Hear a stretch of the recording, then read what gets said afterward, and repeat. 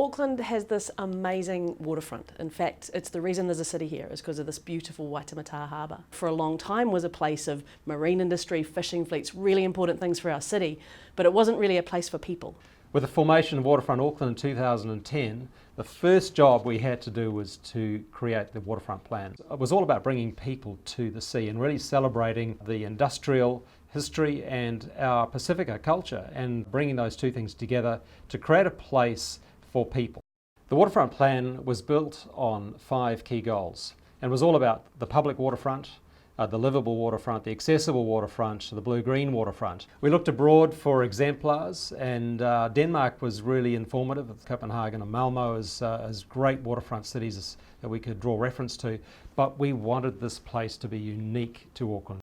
We had a very defined development strategy, and we wanted to give developers confidence that what they could see in the public realm, in the streets and the parks, and the quality of the furniture and the quality of the lighting, that would set the standard that they could then aspire to. One of the key goals for the waterfront was about making a place for people. So placemaking was always a key strategy for how we approached that. And our job was to make sure that there were things that would attract people, all kinds of people, every day of the year to this new space. Things that will hopefully make sure that everybody feels a sense of welcome, but also remind people that they're on a waterfront. In 2011, Auckland was lucky enough to host the Rugby World Cup, but a really great thing about that event is that it provided an opening night for our waterfront. So it gave us a date to aim for, and we existed as delivering a legacy piece of infrastructure for the city. So because we were fitting in an awful lot of people who wanted to come down and celebrate that event, it meant we got to literally open the streets for people. Car parks turned into fan zones and streets turned into places for kids with bikes, all around this event and all around this beautiful new space for Auckland and indeed the world. The Waterfront Plan had a huge kick-off with the Rugby World Cup in 2011. It brought the first tranche of the public realm delivery into the quarter. With the Rugby World Cup, we saw the delivery and investment in bricks and mortar. We saw the development of North Wharf, Silo Park and Jellicoe Street, and the introduction of the Wynyard Bridge crossing, which provided a really vital connection across from the viaduct into Wynyard Quarter and North Wharf, which really opened up the area to thousands of pedestrians and cyclists and had a really strong connection back to Queen Street and Quay Street and to the city. Following on from that, Auckland Waterfront took in 2014 our first tranche of development sites to the international market. We worked very closely with the market to find and source the right development partners to deliver our vision. In handpicking our developers that supported our place-led approach meant that not only did they have the same commitment to sustainability and innovation, but they also really adopted our retail strategy. Our retail strategy was focused on activating those ground levels of the commercial buildings to ensure that the investment that we had placed in our streets and our public realm knitted seamlessly into the new commercial development. We've seen some successful eateries, wine shops, yoga studios, barbers and tailors fill and activate our new streets and laneways. And we see now, 8 years on, the successful developments now taking form, having people working and living in Wynyard Quarter and seeing over 2 million visitors to the area each year. Part of our investment in the area was also to seek a really ambitious modal split, really reducing the reliance on the private vehicle and seeing an emphasis on trying to provide opportunities for pedestrians and cyclists and public transport into the quarter. This saw a huge emphasis in the delivery of our public realm and our streets. Over the last 3 years in Wynyard Quarter, we've delivered one of the first big laneways within our Wynyard Central Precinct, Turamarama Way. This has been an amazing space and amazing investment also in the public realm outcome. It really connects the new buildings which have gone up and helps to build that sense of community as well. So our approach to street design in Wynyard Quarter is putting people first. We have a design-led approach with landscape architects in collaboration with progressive thinkers and innovative thinkers in engineering, stormwater and other disciplines including civil engineering. So when the design team is looking at the street design, they are looking for tighter radius, they are trying to be very considerate about in every element of the street that we have. So the street furniture, having strong street furniture zones, having rain gardens, having parking inserted within those rain gardens, and the collection of all those elements is making sure that it's a very comfortable place for people. And also for people driving through there and using that, there is a strong ethos in terms of design, so they naturally drive slower. So in terms of stormwater, our approach to that is precinct-wide. We take into account both the precinct or the stormwater within the streets, but also inputs from other catchments. Our approach is to have rain gardens throughout all the streets which capture all the rainwater, and we've been trialling a range of things in terms of soil and infiltration rates. We've got a very strong street palette of materials that we use, and that has partly driven the street hierarchy. So some of the key streets we have slightly higher quality, but throughout even the lower quality streets, it's all part of one palette. So those materials hark back to some of the industrial use using concrete. For vegetation within the precinct, we're 100% native. That's for all parks, but also rain gardens as well. So rather than just having individual feature trees, we try to do a full ecology of planting. So we've got canopy trees, mid-level vegetation and shrubs, as well as grasses and ground covers at the bottom level. And that planting mix largely came from working closely with mana whenua, so the Indigenous people of New Zealand. They had a strong preference for 100% native planting. But it's also important if we want sense of place within Wynyard Quarter, starting with local species is the most powerful thing we can do. So Māori are the Indigenous people here in New Zealand, and we work really closely with them here at Panuku.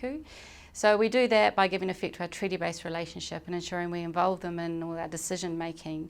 And the way that translates out on the ground is that we have beautiful artworks that reflect mana whenua culture and identity, right through to native planting that have been selected by mana whenua. And all that in essence ensures that we give respect and homage to Māori culture and identity. Building at Wynyard Quarter has been quite challenging in many aspects. Firstly, it's all reclaimed land, which comes with it not only issues of contamination, but also the practicalities of having to build and construct around tidal zones. The 30-70 modal split is a challenge that we see as a work in progress. One of our goals of the Waterfront plan is to have an active working waterfront, which for the team here means maintaining a really healthy, vibrant marine industry. Marine industry, being light industrial in nature, means that we always need to ensure that we can cater for light industrial vehicles through the quarter to service those industries. Our street hierarchy takes that into consideration, and we work to ensure that those businesses are located in such areas that doesn't have negative impacts on the vast amount of pedestrian and cyclists we're also encouraging down to the quarter as well.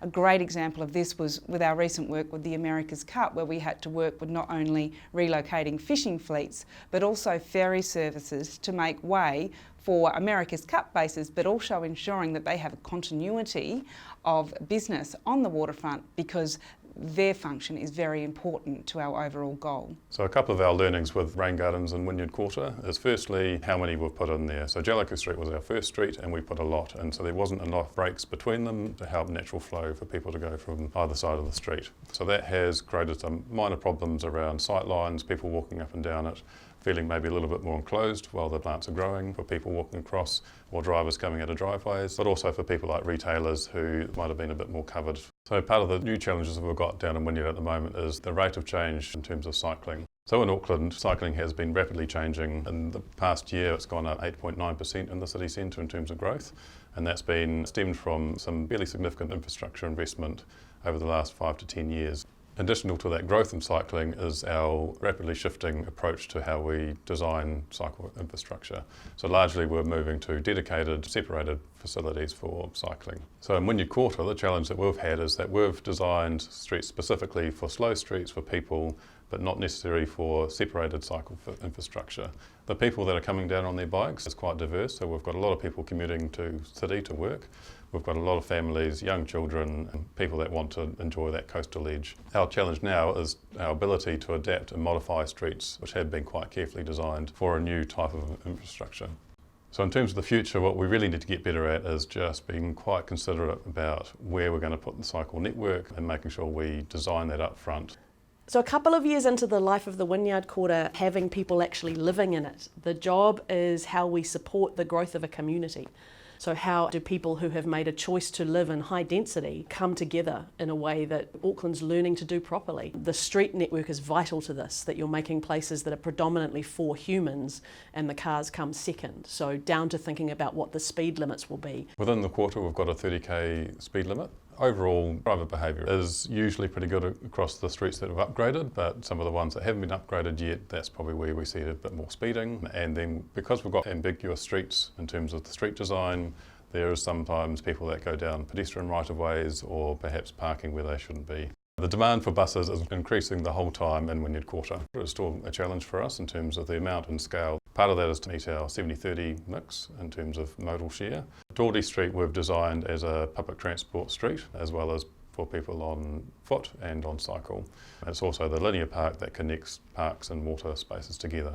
We have to move buses around while we do sections of that street and upgrade it. Some of our streets that aren't designed for buses, it's quite hard to move those through around the turning radii or just the space that we have available for them. Our early adoption of our streetscape and public realm approach sees us on track to achieve our 3,000 residents and 25,000 workers within Wynyard Quarter. All eyes will be on Auckland in 2021 as we host a series of festival and events in Auckland.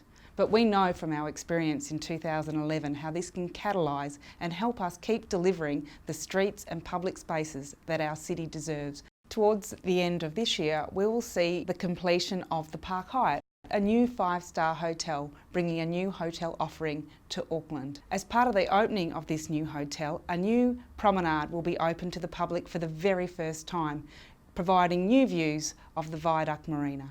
Dawdy Street Linear Park will also be completed, connecting Victoria Park to Wynyard Quarter and also seeing the completion of Wynyard Common, a new pocket park which will be enjoyed by all who come down to Wynyard Quarter.